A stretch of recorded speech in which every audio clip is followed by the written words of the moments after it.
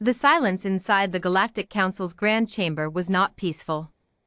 It was the silence of held breath, of 500 alien delegates who had made a terrible miscalculation and were only now beginning to understand the full weight of it.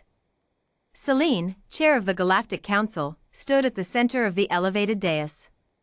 Her bioluminescent skin pulsed a deep, uneasy violet. She had governed 12 star systems. She had mediated wars that had lasted centuries. She had watched empires collapse and new ones rise from the dust of dead planets. In all her 400 years of political life, she had never once felt the cold crawl of fear move through her 3 hearts. Until today. The viewscreen behind her showed what remained of the Vreth Armada, the same armada the Council had secretly authorized to pacify the human homeworld 3 months ago. The Vreth were considered one of the most feared military civilizations in the known galaxy.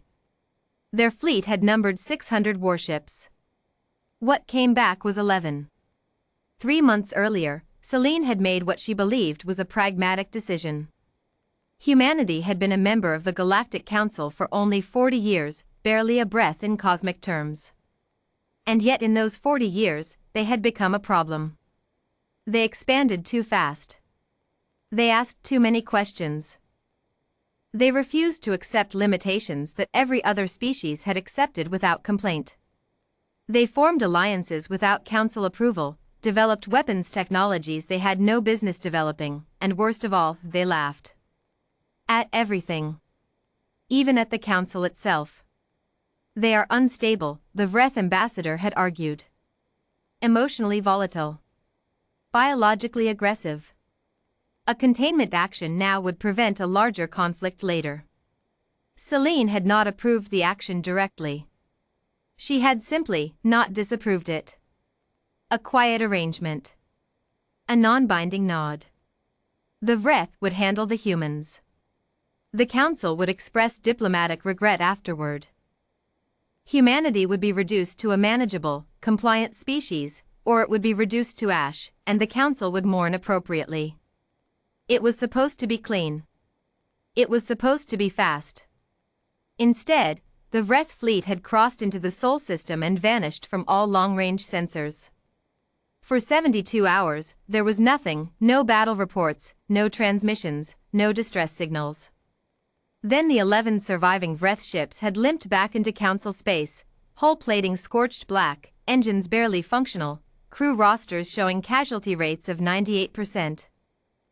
And 24 hours after that, a human vessel had appeared in Council space, alone, unescorted, broadcasting on every open frequency.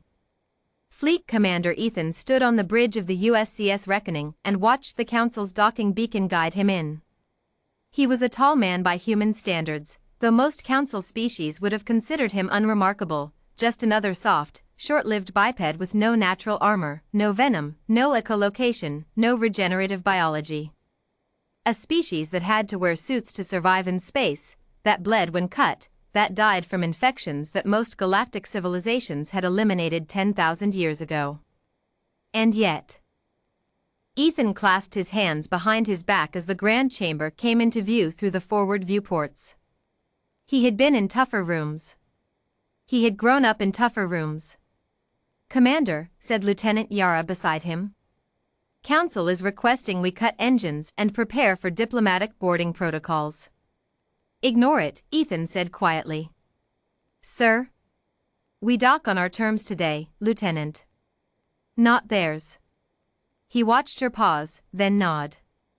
She understood. They all understood. The Reckoning docked on its own schedule. Ethan walked into the Grand Chamber alone. No bodyguard. No diplomatic attaché. He wore his fleet uniform, dark navy with the gold threading at the collar, for stars at his shoulder, the Earth insignia on his chest. His boots clicked against the polished obsidian floor as he approached the Council dais. 500 alien faces watched him in absolute silence. Selene descended from the dais to meet him, a gesture of rare formal respect, or perhaps an attempt to appear conciliatory. Her violet bioluminescence had faded to a pale, uncertain blue. "Commander Ethan," she said through the universal translator. We welcome your arrival. We wish to express deep concern regarding the recent Chair Celine. His voice was calm. Not angry. Not performative. Just calm, in the way that oceans are calm before pressure builds beneath them. I'm not here to listen to the council express concern. A murmur rippled through the chamber. Celine's secondary eyelids flickered, a caliph tell for anxiety. Then perhaps you would share the purpose of your visit. Clarity, Ethan said. He reached into his uniform pocket and placed a small data chip on the floor between them. That chip contains a full forensic record of the Vreth incursion into Sol system space. Ship registrations. Council encrypted authorization codes embedded in the Vreth fleet's communication logs.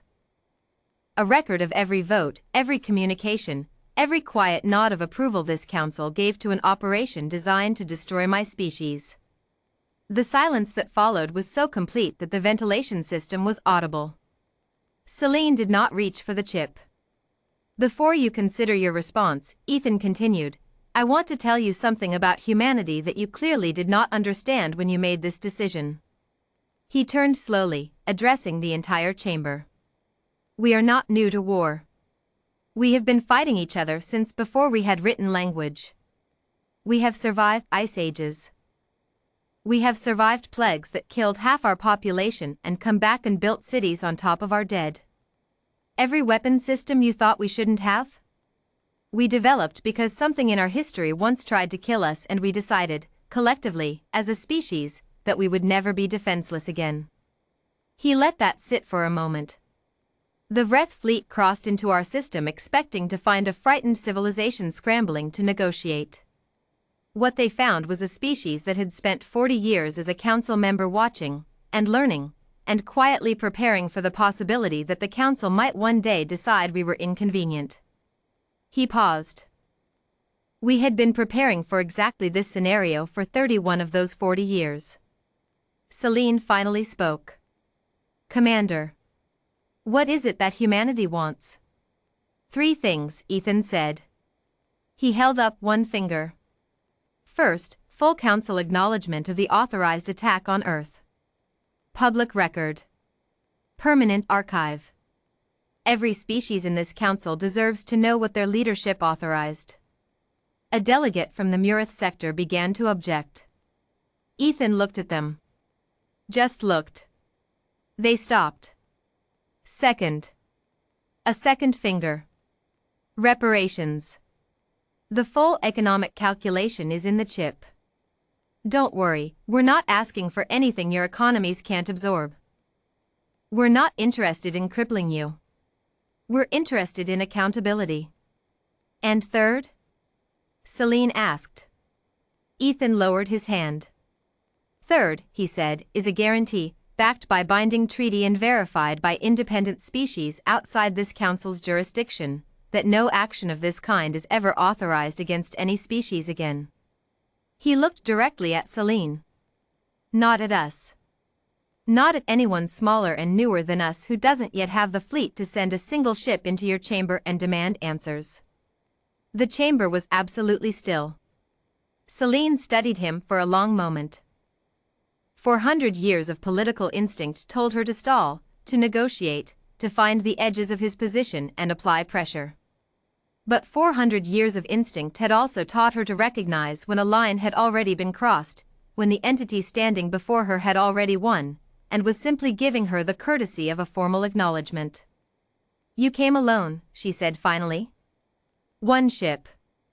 No fleet. I didn't need a fleet, Ethan said. You've seen what our fleet does. I thought it was more respectful to come without one. The word respectful landed in the chamber like a stone dropped into still water. Celine bent slowly and picked up the data chip. The treaty was signed 11 days later. It was the fastest negotiation in Galactic Council history, a record that every delegate present understood had less to do with diplomatic efficiency and more to do with the fact that no one in that chamber wanted to test what happened if they stalled too long. Humanity was formally recognized as a protected and peer-level civilization, a designation that had previously been reserved for species with at least 2 centuries of council membership. Ethan signed on behalf of Earth without ceremony and returned to his ship the same day. As the USCS Reckoning broke away from council docking clamps and turned toward home, Lieutenant Yara watched Commander Ethan lean back in his command chair and close his eyes for the first time in 72 hours. "Think they'll try something like this again, sir?" she asked. Ethan was quiet for a moment. "No," he said simply. He sounded very certain.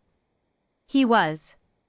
In the Grand Chamber, Celine sat alone long after the delegates had filed out. She held the data chip in her palm and stared at it. Then she set it on her desk, pulled up the Vreth fleet's final battle telemetry, and watched it, not for the first time, from the beginning. 11 survivors out of 600.